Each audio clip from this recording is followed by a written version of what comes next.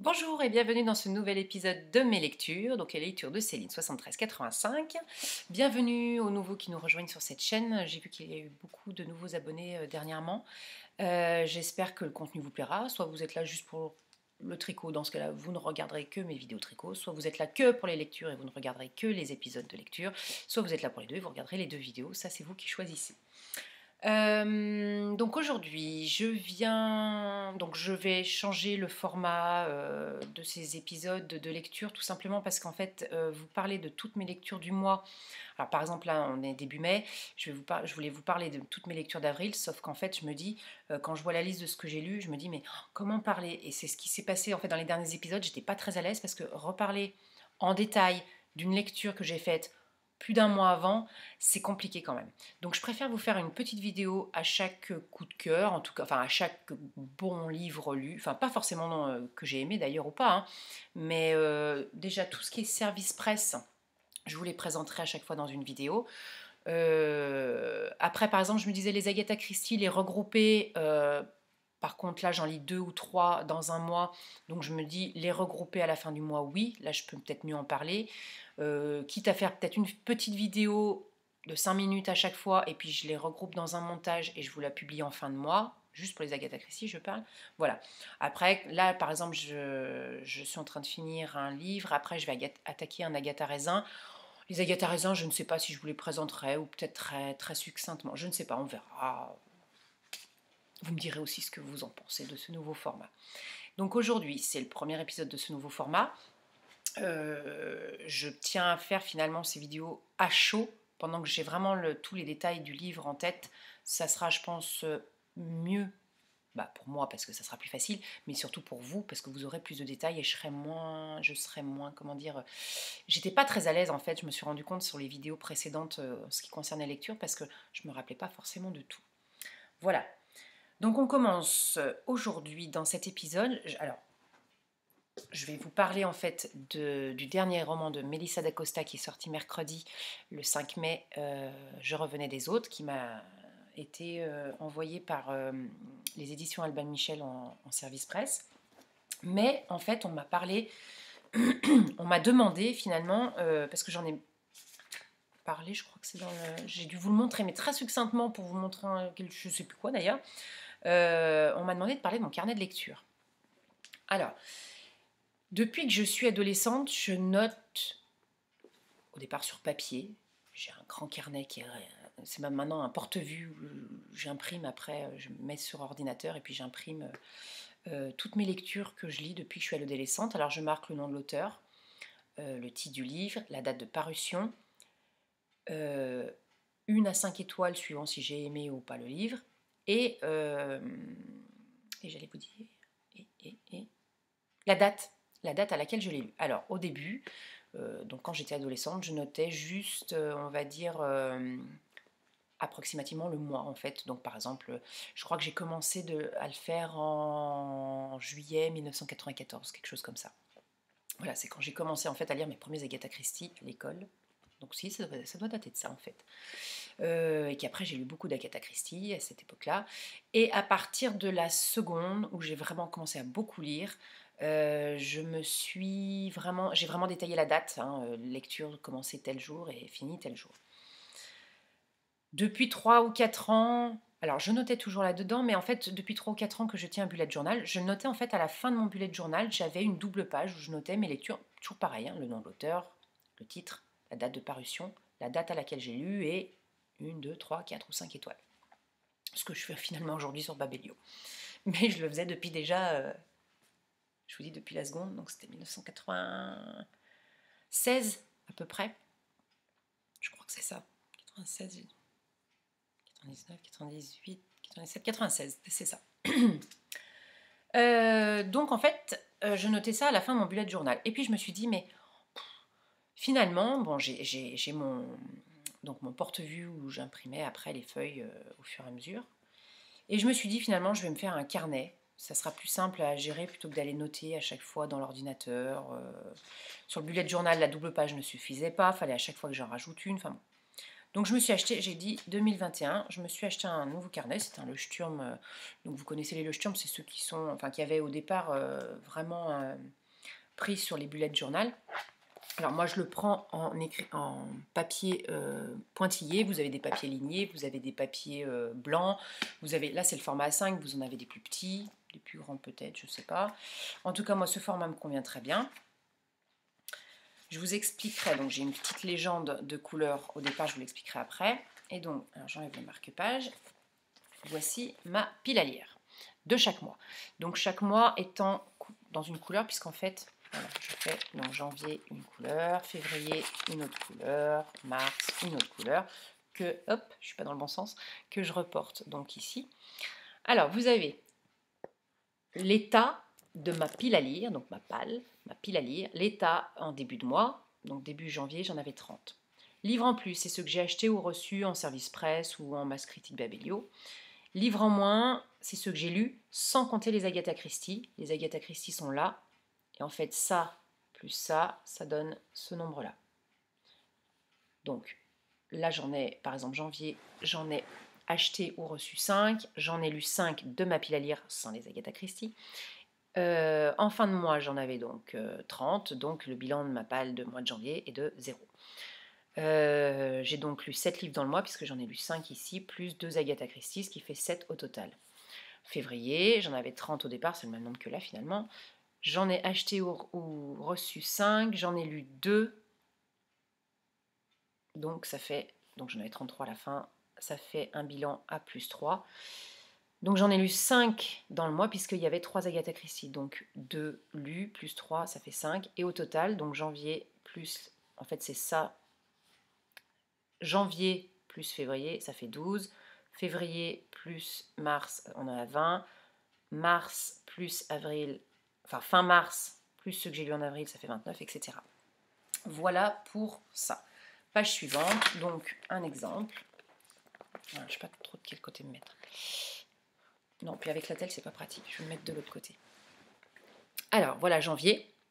J'essaye de vous mettre 3. C'est pas facile, c'est inversé. Janvier.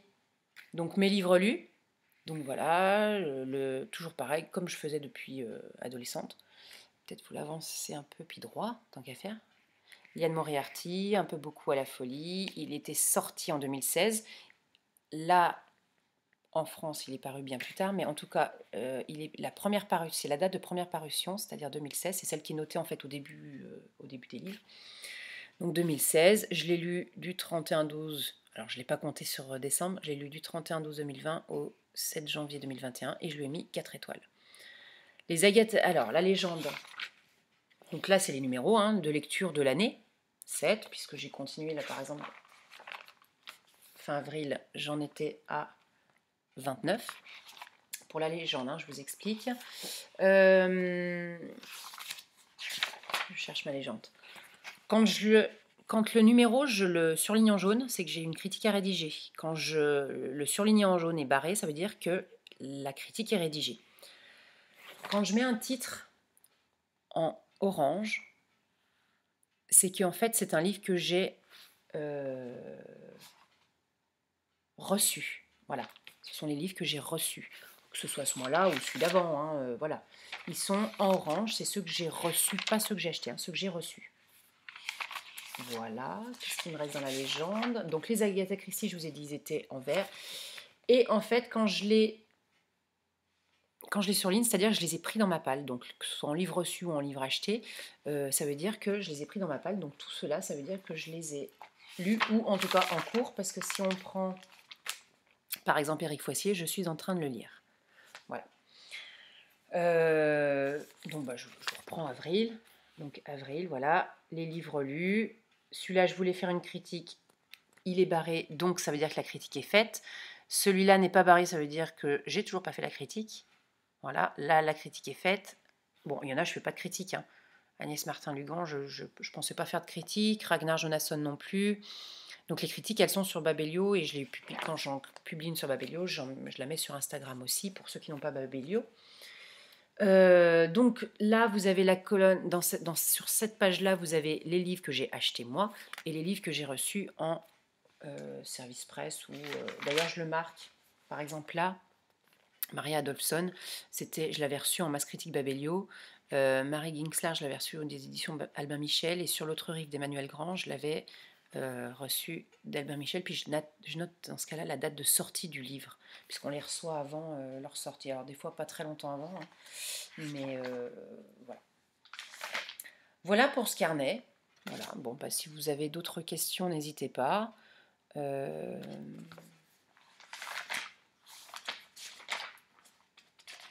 Non, voilà, février, je vous montre aussi. Donc voilà, février, il n'y avait que 2 livres, puisque les 3 autres que j'avais lus, c'était des Agatha Christie. Voilà, par contre, donc j'en avais acheté 5 aussi. J'en avais pas reçu ce mois-ci, j'en avais pas demandé. Et puis voilà. En général, service presse, on les reçoit. On reçoit une liste. Soit je me sens de les lire, ou soit ma pile à lire est déjà assez grosse, et voilà. Ou alors il y a vraiment des coups de cœur que j'ai absolument envie, comme celui dont je vais vous parler maintenant.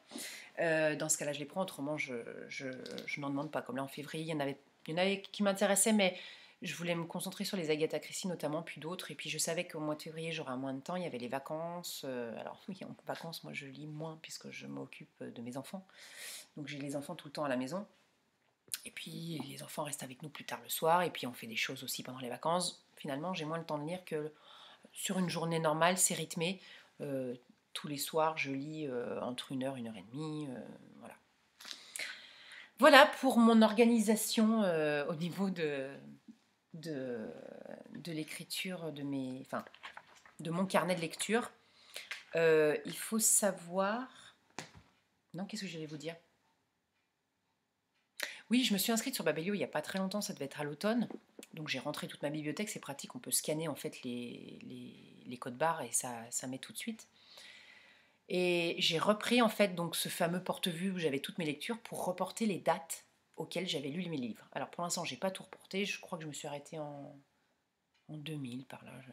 Peut-être non, peut-être même avant, 96, parce que l'autre jour je cherchais un Harlan Coben, je l'avais lu, mais je savais plus quand, et je l'avais lu en 1996, j'ai retrouvé. Bon. Non, 2002, pas 96, je sais pas pourquoi je vous parle de 96. Donc voilà, je sais que je suis allée jusqu'à 2000, 2002 à peu près là-dedans. Voilà, maintenant rentrons dans le vif du sujet. Aujourd'hui, vous découvrez le nouveau livre de Mélissa d'Acosta, Je revenais des autres.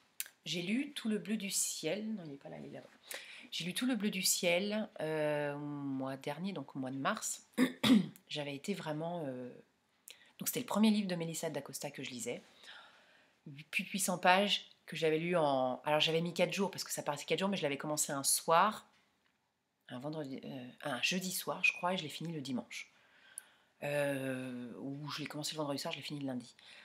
Il s'est lu comme ça, sa plume est très facile à lire. Alors on appelle ça il y en a qui appellent ça des romans feel good, moi je trouve pas, parce que quand on voit ce qui se passe dedans, je trouve pas que ce soit vraiment du feel good. Même surtout Tout le bleu du ciel, pour ceux qui l'ont lu savent que la fin c'est pas du feel good.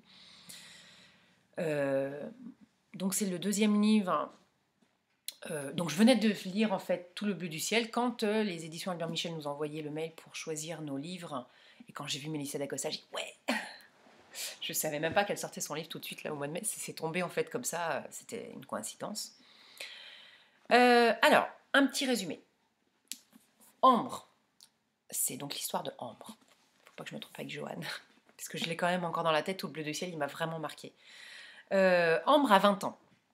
Voilà, c'est la maîtresse d'un homme marié, donc Philippe, qui a lui 40 ans. Philippe l'entretient plus ou moins. Il a loué pour elle un petit studio meublé. Ça se passe à Lyon. Je crois pas qu'on le sait tout de suite d'ailleurs. Je crois qu'on le sait un petit peu après. Ça se passe à Lyon. Donc il l'entretient. Ça se passe à Lyon ou à Paris? Où c'est qu'il l'entretient? Non, mais ça se passe à Lyon. Après, je sais que ça se passe à Lyon, puisque ses parents habitent à Lyon, mais j'ai un petit doute.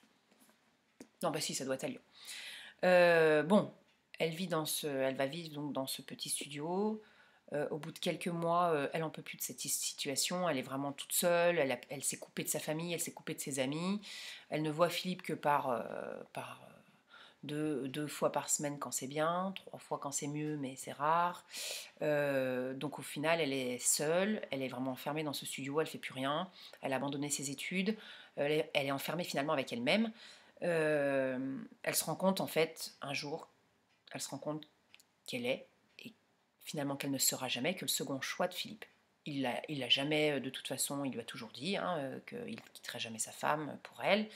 Mais un jour, elle se rend compte de la situation et qu'elle ne peut pas continuer à vivre comme ça.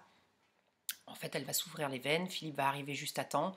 En fait, c'était plus un appel à l'aide, puisque Philippe lui avait dit qu'il passerait, mais comme des fois il lui dit qu'il passe et il vient pas, elle s'est dit, je m'ouvre les veines en fait et je vais voir. Soit il vient, il me sauve, soit il vient pas et je meurs.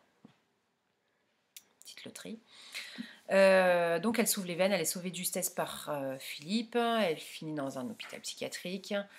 Philippe va l'envoyer dans les Hautes-Alpes. Il a un couple d'amis qui... Donc on est au mois d'octobre, donc le temps qu'elle aille en hôpital psychiatrique, on arrive en fait au début novembre, fin octobre ou début novembre. Un couple d'amis à lui qui habite dans les Hautes-Alpes et qui a un hôtel a besoin donc de saisonniers. Et notamment, ils sont à la recherche d'une serveuse. Donc Philippe veut essayer de lui réapprendre à vivre. Il l'envoie, enfin il va avec elle, il l'accompagne dans ce petit village d'Arvieux, dans les Hautes-Alpes. La saison d'hiver en fait va commencer. Et donc ce couple d'amis a besoin de cette serveuse et donc elle va alors postuler. C'est un grand mot, c'est Philippe en fait qui la recommande auprès de ses amis, sans dire qui elle est. Il va juste dire que c'est la fille d'un collègue à lui, je crois. Voilà, donc elle prend le job. Les saisonniers sont tous regroupés au dernier étage de l'hôtel. Donc parmi ces saisonniers, elle va en fait essayer de se reconstruire, de réapprendre à vivre. Et elle va rencontrer des personnages, donc des personnalités complètement différentes. Ils ont chacun un passé, chacun lourd. Oui, ils ont quand même, surtout les deux protagonistes qui vont devenir ses amis, vont faire preuve d'un passé assez lourd. Ils ont chacun leurs angoisses, leurs colères, voilà, dans leur valise. Et donc, en fait, comme elle le dit à un moment, j'avais noté, les autres sont ceux qui nous détruisent, mais surtout ceux qui nous guérissent. Voilà. Donc j'ai retrouvé. Donc ça c'était le résumé. J'espère. Non, je fais toujours attention. C'est pour ça des fois je m'arrête un peu, je ne veux pas trop vous en dévoiler. Donc mon avis, c'est que Ambre tout de suite m'a fait penser à Joanne. Ceux qui ont lu Tout le bleu du ciel, elle est très secrète, elle est très peu bavarde, limite dépressive, oui, là c'est vraiment le cas. Joanne, elle était un petit peu dépressive, bon, c'est après aussi pourquoi. Quand on commence, que ce soit pour Tout le bleu du ciel, quand on commence avec Joanne, qu'on voit son caractère, on se dit mais comment je vais vivre 800, plus de 800 pages avec elle. Là, c'est un peu pareil. Comment je vais pouvoir survivre à 500, je sais plus combien, enfin plus de 500 pages, 560 pages avec ce personnage. Là, c'est vraiment le personnage principal, alors que dans Tout le bleu du ciel, il y avait quand même le personnage d'Émile. On s'est dit, bon, allez, c'est lui qui va nous faire tenir. Là, c'est elle, le personnage principal. On s'est dit, mais comment on va tenir 566 pages avec une telle personne qui parle si peu aux autres? Elle est quand même différente de Joanne. Joanne, en fait, elle se... Comment on dit? Elle se... Mince, je trouve plus le mot. Elle se complaît dans la solitude. Ambre, c'est différent. Elle était solitaire, mais finalement, elle en était malheureuse, alors que Joanne se complaît dans la solitude. Elle est bien dans la solitude. Mais j'allais dire Mélissa. Ambre, elle est pas du tout heureuse dans cette solitude. Donc, au final, elle va trouver son bonheur finalement grâce aux autres, à travers les autres, à travers l'histoire des autres et à travers la relation qu'elle va tisser avec tous ces personnages. Chaque personnage d'ailleurs est très bien fouillé, très humain. Alors, humaniste, non, mais en tout cas rempli d'humanisme pour la plupart. Il y a aussi des personnages détestables, on n'est pas dans la vie est belle, voilà, il y a des personnages qui sont détestables aussi, mais en tout cas, c'est ce mélange de personnalités qui va finalement amener Ambre à se reconstruire et à à apprécier les autres. Voilà, je revenais des autres, ce sont les autres qui vont l'aider finalement à, à se reconstruire en vivant justement dans la compréhension de l'autre et dans le respect de l'autre. Voilà. Et vraiment tous les autres. Il faut aller vraiment jusqu'à la fin. Il y en a un, on se dit mais non, elle va jamais pouvoir euh, le découvrir. Et au final, si. Parce que tout de suite, je me suis dit mais lui, elle va jamais réussir. Et si elle le réussit. Voilà, donc après avoir lu celui-là, voilà, c'est vraiment ma conclusion, c'est que c'est un roman de la vraie vie. Il n'y a pas que des gentils, tout se passe pas bien dans la vie. Mais Ambre va... alors oui, pas que je spoil, mais finalement, Ambre, je revenais des autres, on le sent dans le titre déjà, elle va apprendre à se reconstruire. Hein. De toute façon, c'est dès le premier chapitre, on sait elle essaye, elle tente de s'ouvrir les veines, enfin elle s'ouvre les veines, elle tente de se suicider, et on sait tout de suite que bon, ça va pas s'arrêter là. Hein. On a lu un chapitre, 10 pages, voilà. Donc un gros coup de cœur, j'avais vraiment déjà eu pour Tout le bleu du ciel, et celui-ci aussi pour moi il est dans la même lignée. Le personnage est différent, faut pas... J'ai vu qu'il y avait eu, je crois que c'est sur Amazon, j'ai vu des critiques par rapport à Tout le bleu du ciel, enfin des critiques de ce livre qui comparaient à Tout le bleu du ciel. Je suis désolée mais on ne peut pas comparer deux romans. Bon, les personnages, oui, je comparais tout à l'heure Joanne et Ambre, mais on ne peut pas comparer deux romans qui n'ont rien à voir l'un avec l'autre. Alors, j'ai pas encore lu Les Lendemains. J'attends un petit peu avant de le lire. Je l'ai dans ma pile à lire, mais j'attends un petit peu. Justement, je ne veux pas lire trop près de celui-ci. Je vais en lire quelques-uns, puis je le lirai peut-être au courant du mois de juin. Mais on ne peut pas... alors tout de suite, oui, mais non, ça n'a rien à voir. Ben non, ça n'a rien à voir. Heureusement, on se serait ennuyé si ça avait un rapport avec Tout le bleu du ciel. Enfin voilà. Non, moi j'ai vraiment adoré. Voilà. Donc un 5 étoiles. Comme je l'avais mis à Tout le bleu du ciel, qui en avait peut-être 5 et demi, mais 5 étoiles aussi pour celui-ci, j'ai vraiment adoré. Voilà pour mon avis sur ce livre de Mélissa d'Acosta. Je revenais des autres, qui est sorti donc le 5 mai chez Albin Michel et que j'ai vraiment adoré. Voilà. Eh bien écoutez, voilà pour ce premier épisode. Je vous retrouve sûrement demain. Demain, normalement, je dois terminer, ce soir ou demain, je dois terminer le bureau des affaires occultes d'Éric Foissier alors là, qui n'a rien à voir. Hein. Et puis, je l'ai choisi alors que c'était pas... Enfin, c'était pas... Je sors de ma zone de confort. Voilà. Je vous en reparle logiquement demain dans ma vidéo. Mais là, pour aujourd'hui, c'est tout. Je vous souhaite une bonne lecture. Bon tricot, si vous êtes des tricoteurs, je ne peux pas l'oublier, puisque c'est quand même ma passion première. Enfin non, ma passion première, c'est la lecture au départ, mais j'ai commencé les podcasts avec le tricot, la couture.